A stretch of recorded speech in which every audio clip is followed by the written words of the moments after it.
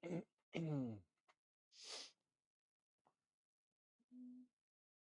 I accidentally closed the screen to show. Oh, there it is.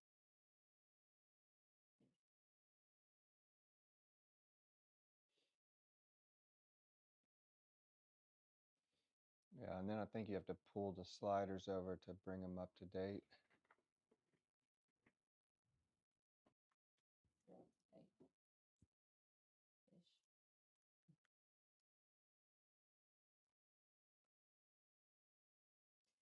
Okay, probably at the 2-minute mark. Probably not good to eat chips right before, because then you're like feeding on the remnants. We also have cups in the kiln.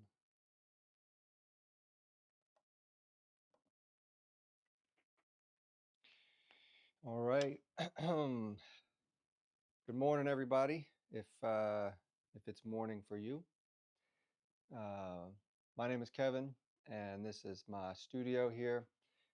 We've called it "Throw with the Flow" for a little while, just to enjoy the kind of the mission the part of our mission that just kind of encourages living a life of just letting life happen and not being too overwhelmed and anxious over how how things are going to work, what's going to happen, what are the outcomes of our actions, and just living very true to who we are.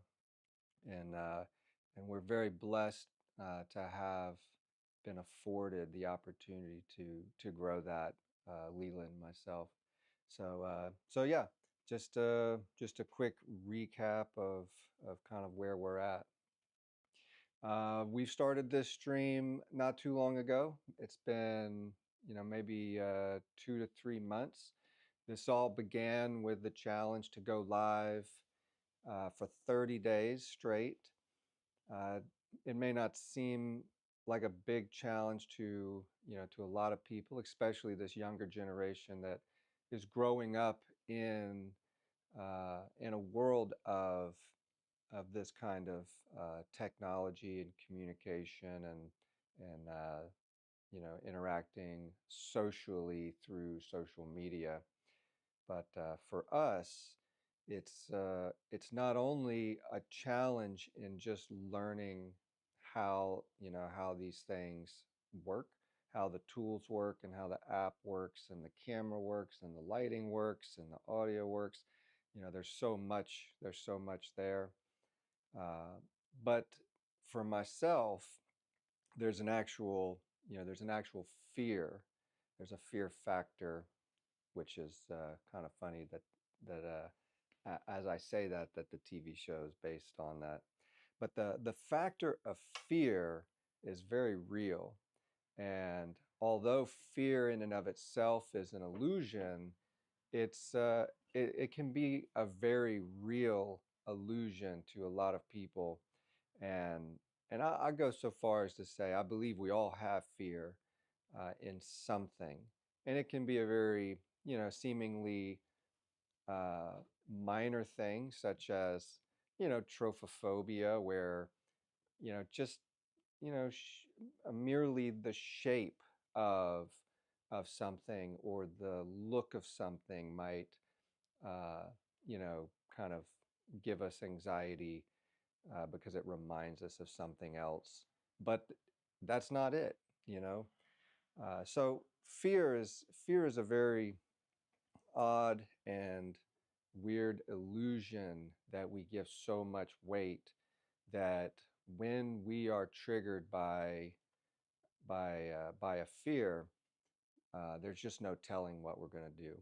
And so for myself, and I think for a lot of people, public speaking is a huge fear.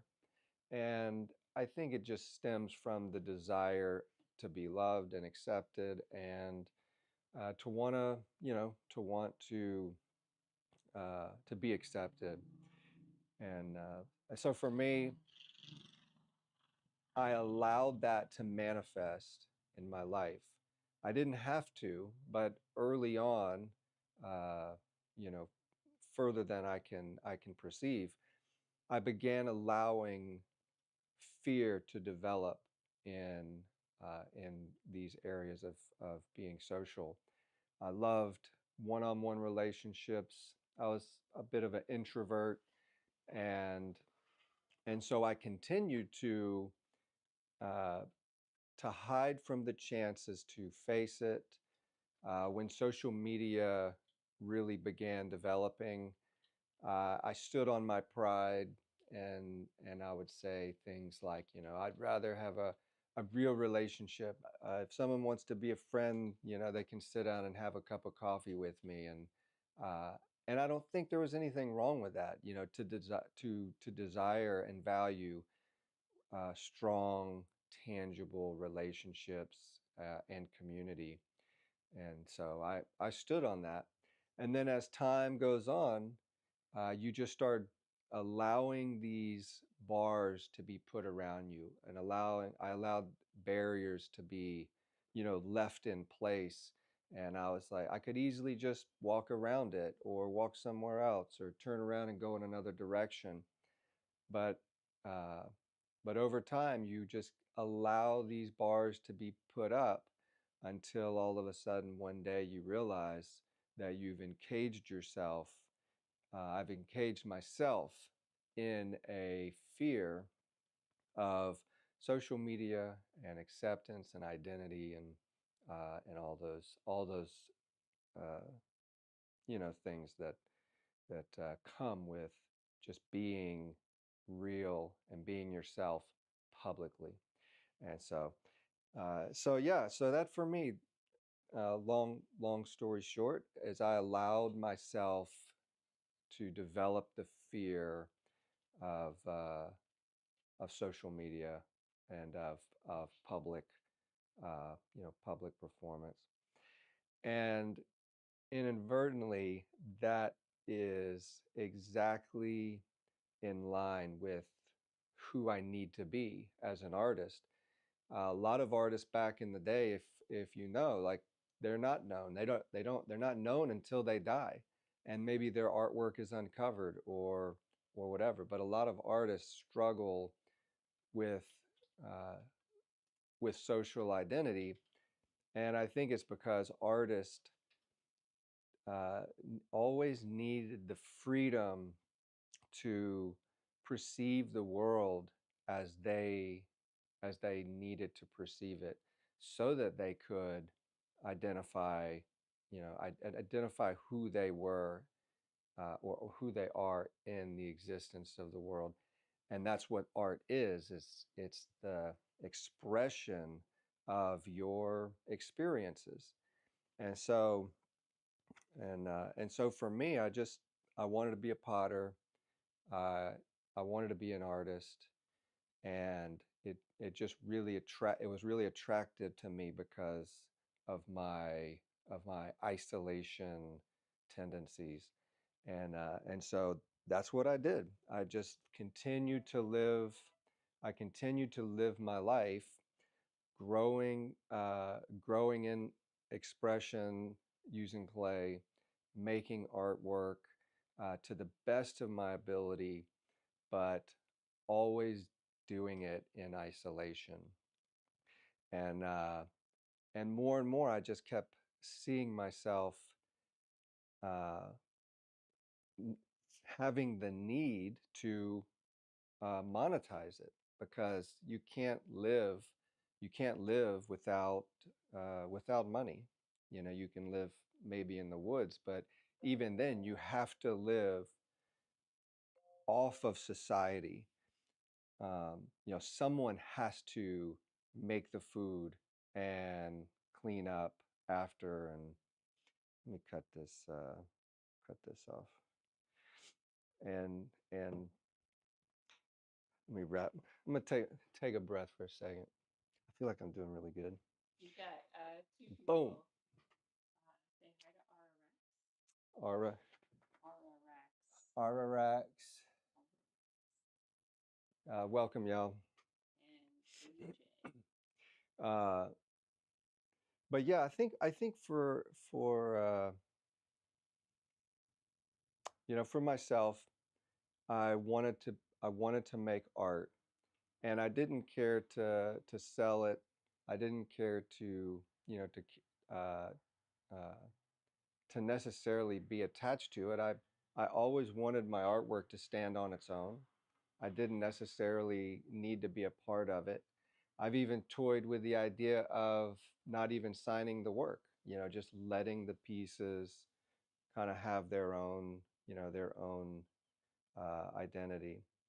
But but truly, you have to you have to find a way to bring in money.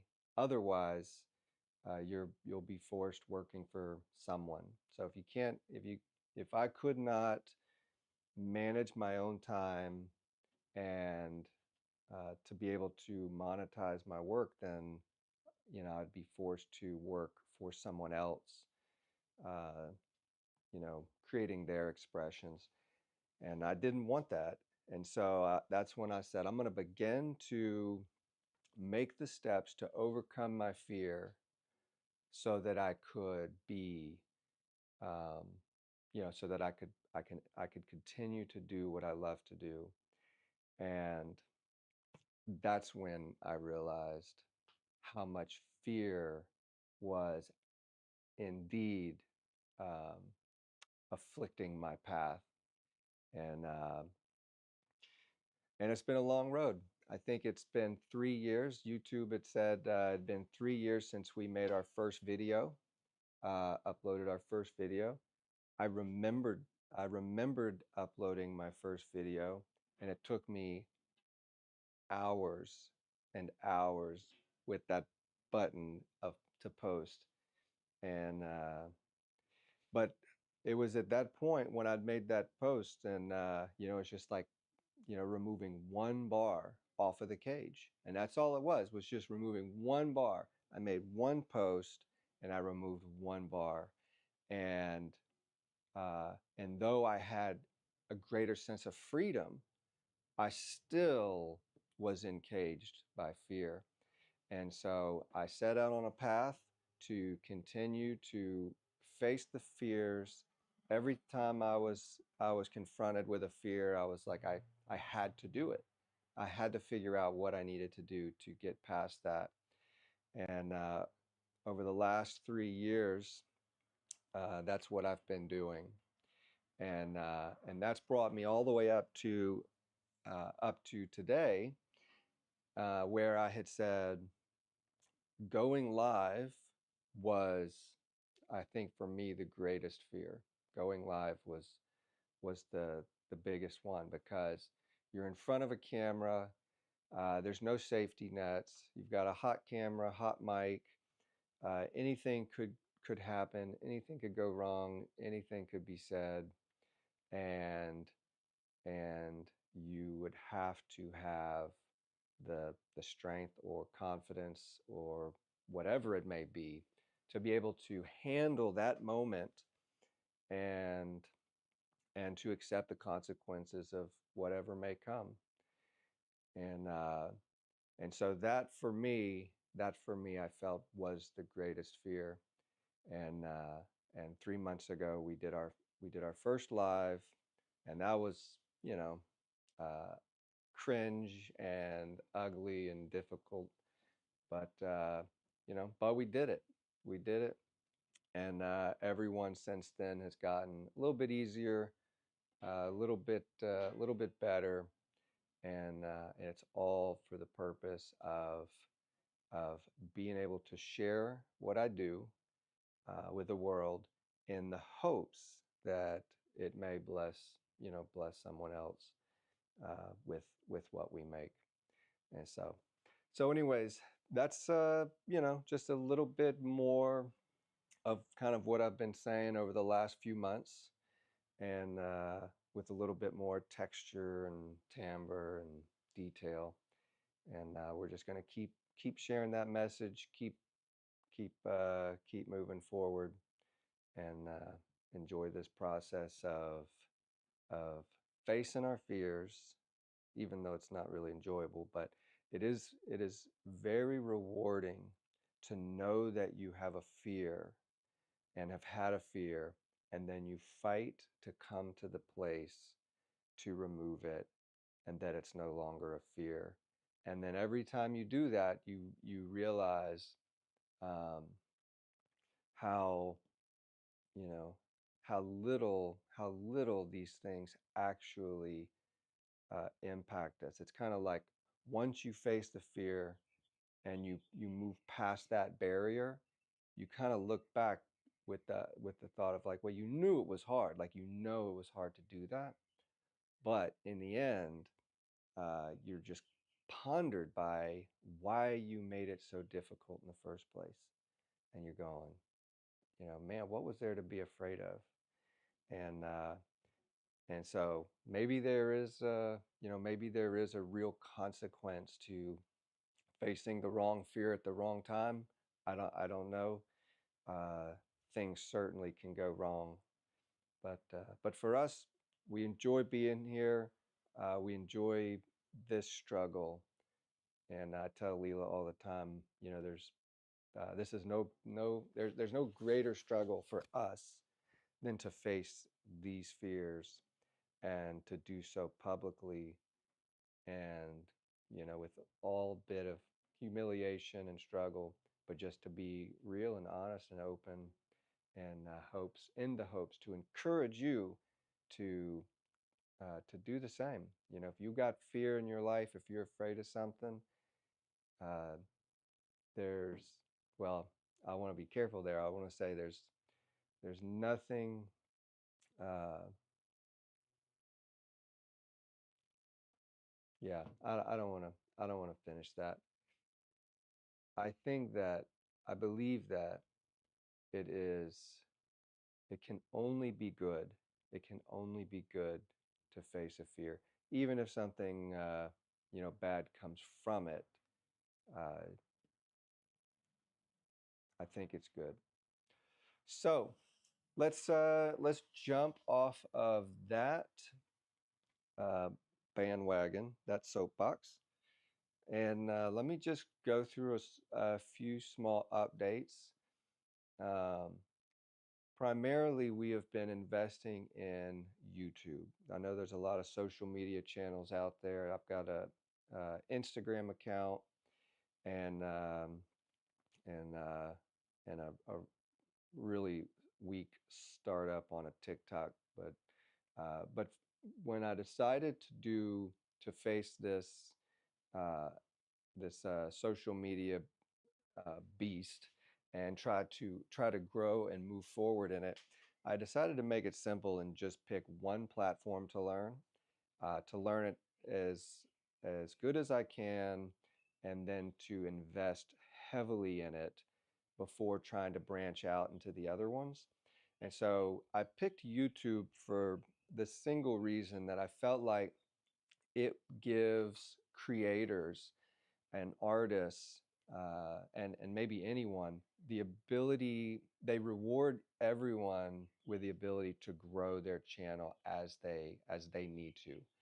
Where I think TikTok, they really reward the fast, heavy pace, or the very quick and chaotic content.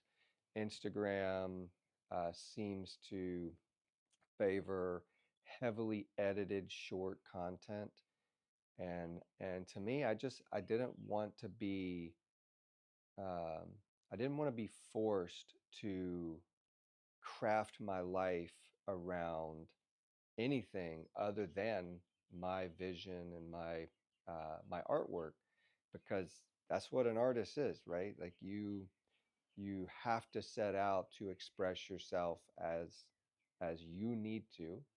And I felt like YouTube gives creators the most amount of freedom in crafting that, which is like I could sit here and ramble nonsense all day, and YouTube will eventually reward me for doing it, and I will be able to craft my channel, for that.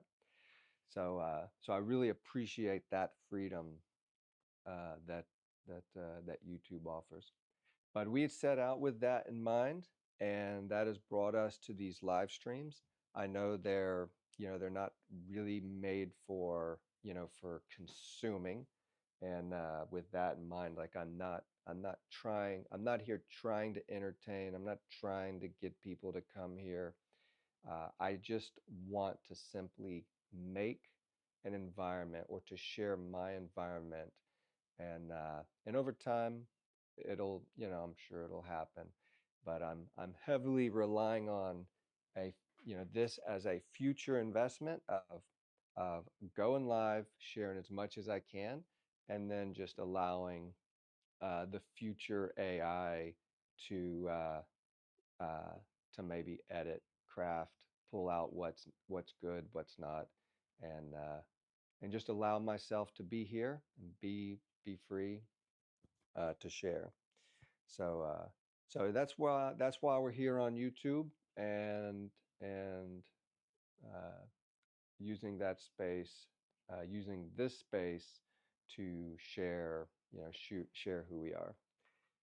So on that note, I have just sent off uh, I think 10 small containers to Top Drawer, who primarily has been selling my work and sharing my work.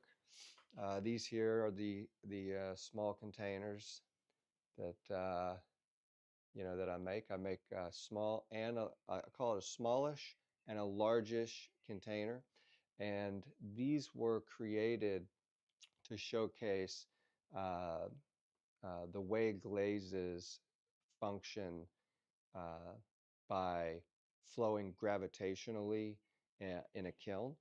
And when you fire a piece the most traditional manner by firing it upright, then when the glazes begin to volatilize and melt, they'll run down the piece, creating vertical lines. Um,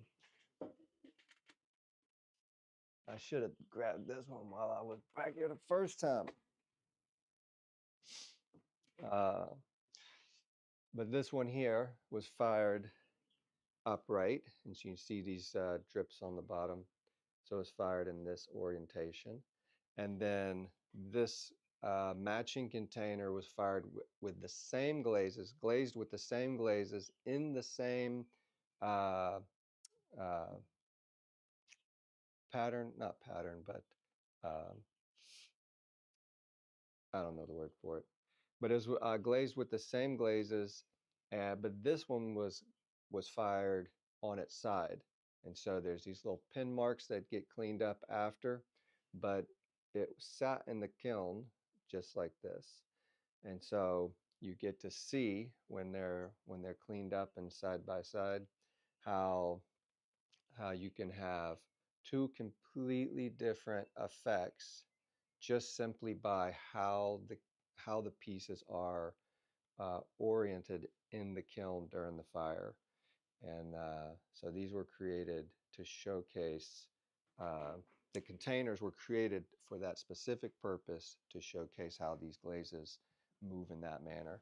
And so I just shipped off 10 of these to Top Drawer in Soho, and now I need to figure out how to make a post on Instagram to to maybe share that all in time.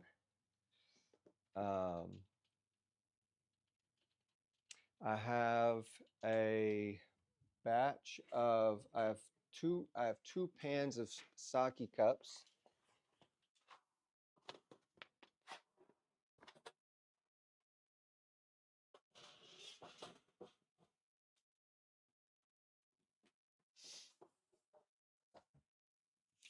I just finished. We just finished firing two pans of these.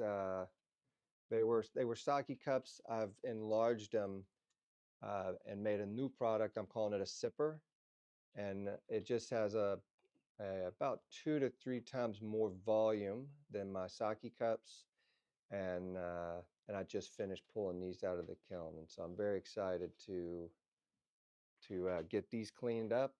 I fire everything on little tripods. And so after they're fired, I've got to go in and grind those down, polish it, and smooth it. And so I've got 2 pans of those that need to be cleaned up so that they can be prepared to go out. Uh, look at look at this one. I like this one a lot. Beautiful patch of crystals on a little amber glaze. The one in Japan says Good morning. and I'll figure out what their other comments are. And so anyways, we're excited to get these cleaned up. Top Drawer has been selling my work now for probably about 5 or 6 years, and we're very excited to try to get these done and get their stores stocked back. Since we started this live stream, uh, we've been investing a lot of time and energy and money into it to try to get it ramped up as quickly as possible. And so we're very behind on our work and our sales, and so we're excited to try to get those back up and going.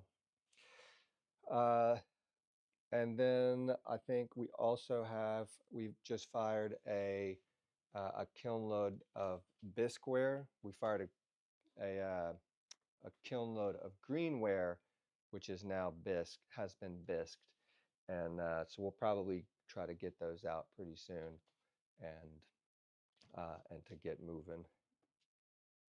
All right, so that I think will bring me to my last point, or our last update for where we're at, and that is um, we have been invited by Gene Nathan, the director of the Creative Alliance of New Orleans, CANO for short. They have been gifted a beautiful space at the old Ford Motor Plant in, I would say, New Orleans. I don't know the exact location. It's on the outskirts of New Orleans, but it's a very beautiful aged space, and just has a lot of character. And it's a huge manufacturing plant. I think the Ford manufacturing plant from back in the day, and so they have a lot of artists that are coming together to uh, to bring their work into that space, and I'm I'm looking forward to go, and I think they want to bring uh, some work in there for their marketplace, and I have a lot of pour bowls that I had crafted during COVID, when everything was kind of shut down. I had used that time to just kind of create some work. And where are those at? Are they in here? Who? The pour bowls. Are they underneath you? Let me see if I can Look. grab some. Hey, Chloe, what are you doing? Let me throw your ball for you. Okay.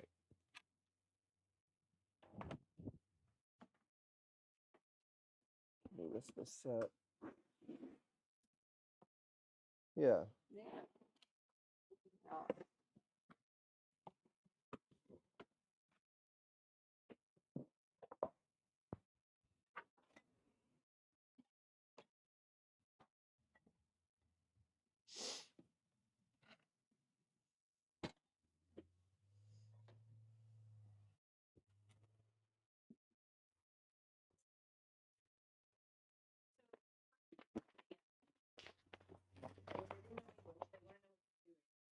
And so I told them that you were a pottery artist. You made sake cups as well as other work, and then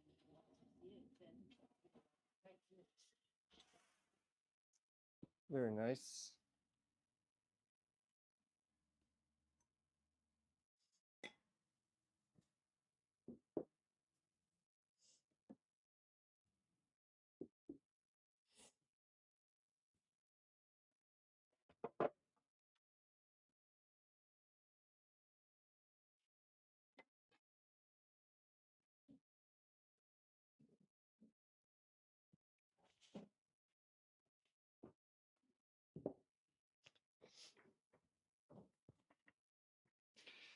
Uh, so anyways, these were pour bowls, and so you could use them functionally to mix something, mix teas, um, anything in the kitchen, to mix, pour, serve, and some of them are very more sculptural. Maybe they function more for the look and aesthetic than an actual. You can see how each piece is, as most of my work is, it just allows the form to develop on its own, and then the functionality of it is to each one, for each one to determine this one is really nice, pours really nice. That one reminds me of a swan. Um, but these are, I'm gonna bring these bowls to the exhibit and offer them up. I'm also thinking about uh, posting these. I don't know. This is the first time trying this, so what I may do is try to post these on my website and then open that sale up to anybody that wants them. I've used this one a few times uh, for sake, and I really like it. It pours very well.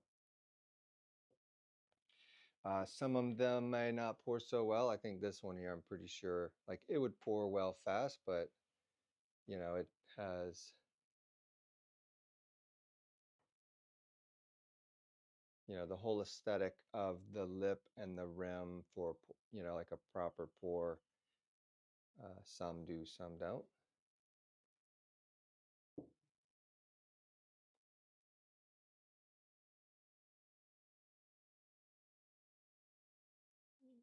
Really a beautiful piece. When a lot of these glazes are all, they're all the same glazes, they're all from within the same palette, and I'll use dark bodies and porcelains, white stonewares, and each one of them, the uh, the clay body itself has such an impact on how the glazes are going to look. Uh, if there's a lot of iron content, then it'll pull into the clay, and it'll, be like painting an oil painting on a black canvas. That that black is really hard to get out of the mix. But if you put it on a white, like a white body, then you get a lot more of the color to come out.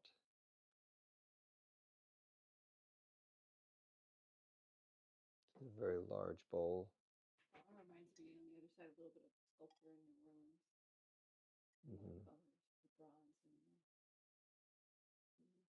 But we have a lot of these pour bowls that we had made from COVID, uh, and they've been sitting binned up, waiting for their opportunity to see some sunshine.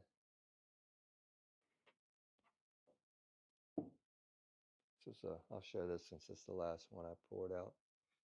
This one pours really nice. It's got a small, it has like a small little hole for the spout, and so whenever it goes to pour, the liquid will fill the hole, and then it makes like a full size stream that just kind of pours out.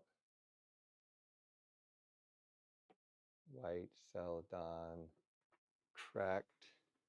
It's got some